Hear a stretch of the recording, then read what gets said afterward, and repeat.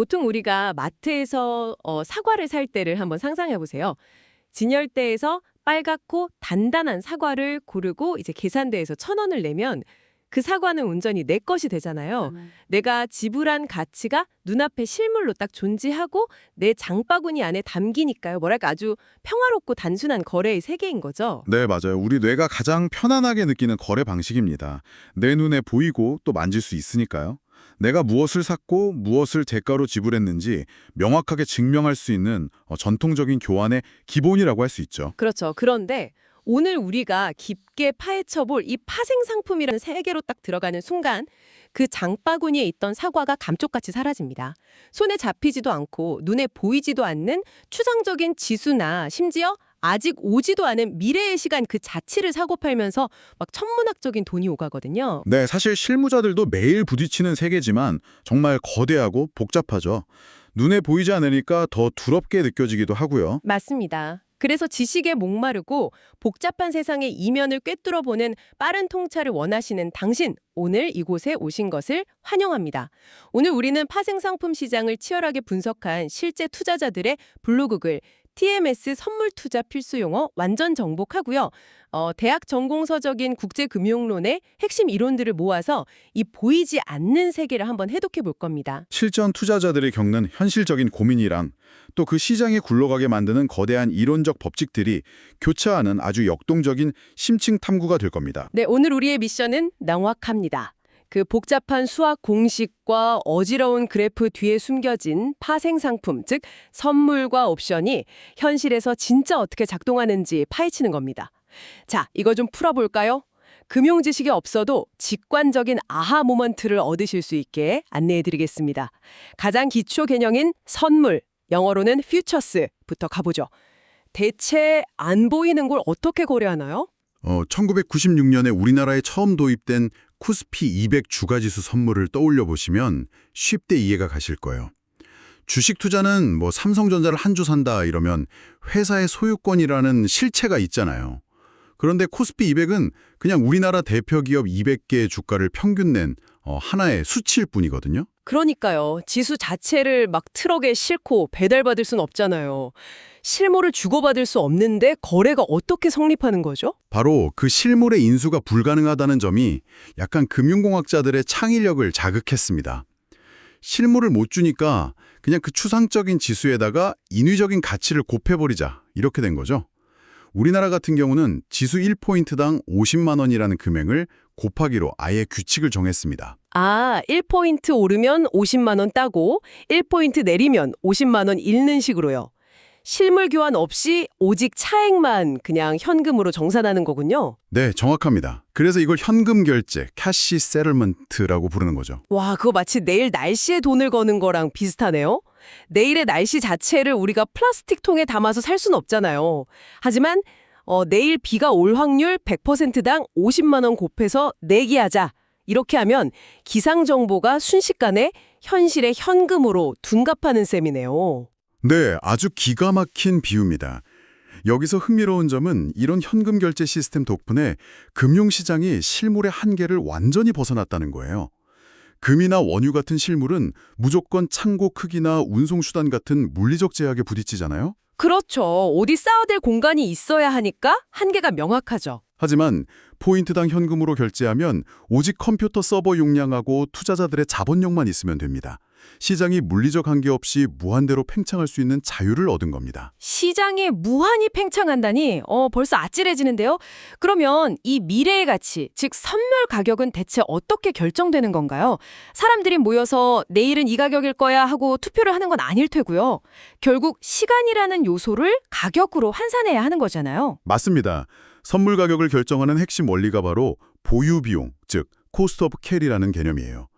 선물 가격은 기본적으로 현재 현물 가격에다가 그 자산을 미래 만기일까지 들고 있는데 들어가는 보유 비용을 더해서 결정됩니다. 아주 상식적인 논리죠. 창고 보관료나 보험료 같은 거요? 그리고 사려고 빌린 돈의 이자 비용까지 합친 거군요. 금이나 밀은 창고비도 들고 보험료도 내니까 시간이 갈수록 비용이 쌓이겠네요. 그럼 당연히 밀의 선물 가격이 현재 가격보다 비싸야 할 텐데 제가 블로그 글 보다 보니까 보유 비용이 무조건 플러스가 아니라고 하더라고요. 마이너스가 될 수도 있다고요. 네. 대상이 금괴가 아니라 채권 같은 금융자산이라고 한번 생각해 보세요. 채권은 디지털 데이터니까 거대한 금고나 보관비가 전혀 필요 없습니다. 오히려 내가 채권을 들고 있는 동안 꼬박꼬박 이자 수익이 들어오죠. 아, 만약 채권에서 나오는 이자가 내가 은행에서 빌린 돈의 이자보다 크면 주머니에 돈이 오히려 쌓이겠네요. 바로 그겁니다. 시간이 지날수록 비용이 느는 게 아니라 오히려 수익이 생기니까 이럴 때는 보유 비용이 즉 마이너스가 되는 거죠. 통화 선물도 창고에 지폐를 쌓아두는 게 아니니까 오직 국가 간 이자율 차이로만 가격이 결정되는 거고요. 아, 통화 선물도 그런 맥락이군요. 잠깐, 근데 여기서 블로그 글의 경고를 짚고 넘어가야겠습니다. 초보자들이 원유 선물 투자할 때 어차피 시간 지나면 오르겠지 하고 꾹 참으면 계좌가 녹아내린다고 아주 부시무시하게 경고했단 말이죠. 이게 보유 비용 때문인가요? 실전 투자자들이 제일 뼈아프게 당하는 어지 숨겨진 비용의 함정입니다. 이걸 아시려면 베이시스란 수렴화 원리를 이해하셔야 해요. 베이시스는 현재 당장 사는 현물 가격이랑 미래에 받기로 한 선물 가격의 차이인데요. 만기일이 다가올수록 결국 이 둘의 가격은 같아져야 하거든요. 논리적으로는 그렇죠. 내일 받을 사과 가격이나 오늘 사는 사과 가격이나 사실상 같아야 하니까요. 선물 가격 곡선이 갈수록 현물 가격에 달라붙는 거군요. 네, 그런데 그 곡선이 달라붙는 방향이 핵심입니다. 보통은 보관 비용 때문에 미래 선물 가격이 현물 가격보다 높게 형성되는데 이걸 콘탱고라고 부릅니다. 반대로 공급이 부족해서 현물이 더 비싼 건 백워스테이션이라고 하고요. 아, 콘탱고. 이름은 멋진데 이게 왜 제 계좌를 높게 만드는 거죠? 만약 당신이 원유 선물에 장기 투자를 한다면 만기일이 정해져 있으니까 평생 들고 있을 수가 없죠. 만기가 오면 지금 계약을 팔고 다음 달 계약을 다시 사야 합니다. 이걸 롤오버라고 부르죠. 아, 롤오버, 만기 연장이군요. 네, 그런데 콘탱고 시장에서는 항상 다가오는 달에 가격이 싸고 새로 사야 하는 다음 달 선물이 더 비쌉니다. 헐, 그러니까 만기 연장할 때마다 나는 싼 가격에 내다 팔고 울며 겨자 먹기로 더 비싼 새 계약을 사야 하는 거네요. 바로 그겁니다. 유가가 가만히 제자리에 있어도 나는 기계적으로 비싸게 사고 싸게 파는 걸 반복하게 되니까 자산이 야금야금 깎여 나가는 거죠. 무서운 롤오버 비용입니다. 그냥 연장 버튼 누르는 건 줄 알았는데 엄청난 숨은 비용이 있었네요. 자, 그럼 이 냉혹한 이론을 한국이라는 현실 부대로 가져와 보겠습니다. 여기서 정말 흥미로워지는 부분은요. 우리나라 파생상품 시장의 역사와 압도적인 규모입니다. 네, 1990년대 중반 금융 자율화 이후에 한국 시장이 말 그대로 폭발했습니다. 눈여겨볼 건 은행들끼리 거래하는 장외 시장인데요. 여기서는 환율 방어를 위한 NDF, 즉 차액결제 선물안이 압도적입니다. 잠깐, 차액결제 선물안이요? 이름부터 머리 아픈데 이것도 코스피 200처럼 실물 안 주고받나요? 정확히 같은 논리입니다. 수천만 달러 현찰을 비행기에 싣고 가려면 수수료에 운송비에 너무 번거롭잖아요. 그래서 미리 약속한 환율이랑 실제 환율 차이만 계산해서 그 차액만 달러로 쓱 정산해버리는 겁니다. 와, 진짜 효율적이네요. 그런데 제 눈을 의심하게 만든 건 장내 시장 데이터였어요. 코스피 200 선물과 옵션 거래량이 한때 전 세계에서 3위랑 1위를 기록했다고요. 월스트리트도 아니고 런던도 아닌데 왜 하필 한국인가요? 우리가 유독 변동성 도박을 좋아해서 그런가요? 이걸 더 큰 그림과 연결해 보면 단순히 성향 문제로 치부할 수 없습니다. 97년 외환 위기를 떠올려 보세요. IMF 겪으면서 환율이랑 금리 시장 빗장을 완전히 열어야 했고 그 결과 변동성이 통제 불가능할 정도로 극심해졌거든요. 아, 잔잔하던 바다에 매일 쓰나미가 몰아친 거군요. 기업들은 당장 내일 환율 폭등해서 망할까 봐 엄청난 공포에 떨었겠네요. 생존이 걸린 문제였죠. 그래서 위험을 회피하려는 해지 수요가 폭발적으로 늘었습니다. 그런데 누군가 위험을 덜어내려면 반드시 그 반대편에서 위험을 기꺼이 떠안고 고수익을 노리는 사람이 있어야 하거든요. 이게 투기적 수요입니다. 아, 방패를 사려는 기업이 많아지니까 위험을 무릅쓰고 방패를 팔면서 돈 벌려는 투기꾼들도 구름대처럼 몰려든 거군요. 네, 극심한 변동성, 방어하려는 해지 수요, 한몫 잡으려는 투기 자본, 이 세 톱니바퀴가 완벽하게 맞물리면서 한국 파생 시장이 기형적일 만큼 거대하게 폭발했던 겁니다. 변동성과 공포, 그리고 탐욕이 빚어낸 거대한 용광로였네요. 자, 지금까지는 한 번 계약하면 무조건 지켜야 하는 선물의 의무를 다뤘다면요. 이제 살다 보면 좀 불리할 때 도망치고 싶을 때가 있잖아요. 옵션이라는 매력적인 챕터로 넘어가 보겠습니다. 옵션은 비상구 같은 건가요? 아주 정확한 표현입니다. 옵션은 무조건 해야 하는 의무가 아니라 나한테 유리할 때만 행사할 수 있는 선택권이거든요. 약정한 가격에 살 권리를 콜옵션, 팔 권리를 풋옵션이라고 부릅니다. 중요한 건 이 유리한 권리를 공짜로 안 준다는 거죠. 권리를 사려면 프리미엄이라는 참가비를 내야 합니다. 참가비라, 우리가 일상에서 겪는 부동산 거래로 비유해 볼까요? 콜옵션 프리미엄은 집 살 때 거는 가계약금이랑 똑같아 보입니다.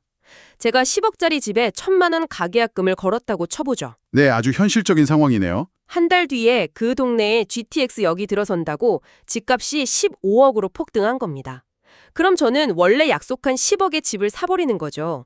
가계약금 빼고도 4억 9천만 원을 버는 건데 이걸 현재 가격이 권리보다 유리한 상태, 즉 내가격이라고 부르는 거죠. 그렇습니다.